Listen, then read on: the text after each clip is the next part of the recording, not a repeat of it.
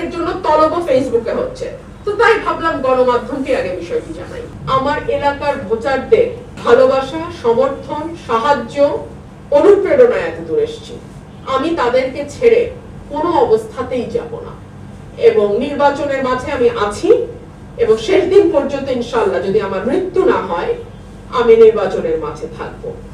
আর ব্যবস্থা নেওয়ার ব্যাপারে হ্যাঁ, আমি আজকে ডিসি মহোদয়কে প্রশ্ন করেছি এবং আমি 1.5 ঘন্টা আমার অফিসে বসেছিলাম শুধু একটা ছোট্ট তথ্য পাওয়ার জন্য যে কত টাকা জরিমানা করা হয়েছে।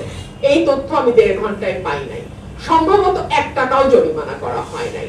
আর যেই প্রচার প্রচারণা সেগুলো আপনারা যে কেউ, আজকাল তো ফেসবুক গণমাধ্যম, আপনারা জাস্ট ফেসবুক অ্যাকাউন্ট আপনারা সবাই জানেন, সেই অ্যাকাউন্টে ঢুকলে আপনারা শত শত ছবি দেখবেন, বড় বড় মঞ্চ বাধাই করে, ব্যানার লাগিয়ে, পিছনে ব্যানার দিয়ে স্টেজ বানিয়ে, মাইকিং করে আমার ব্যাপারে কুৎসা বলে মিটিং গুলো করা হচ্ছে। এগুলো একদম পাবলিক এভিডেন্স, এগুলো আছে প্রকাশ্য, এগুলো খুবই প্রকাশ্য, এগুলো নিয়ে আসলে বলার কিছু নাই। নির্বাচন প্রচারণা বলতে যেটা বোঝায় সেটা কিন্তু আমি করছি না, একদম না। আমি বৈঠক করছি, ছোট ছোট উঠান বৈঠক করছি। আর সেই উঠান বৈঠকে যদি মানুষ উপচে পড়ে, এটা তো আমার হাত থাকে না।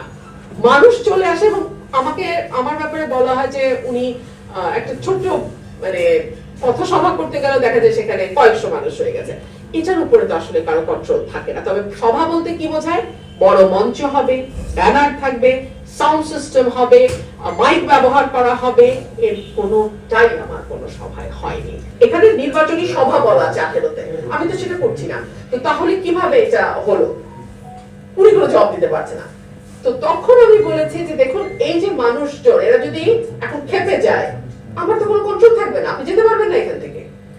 আর আমাদের সরকার তো মানুষজন একটু বেশি হলে ওটাকে প্রেসার গ্রুপ বলে।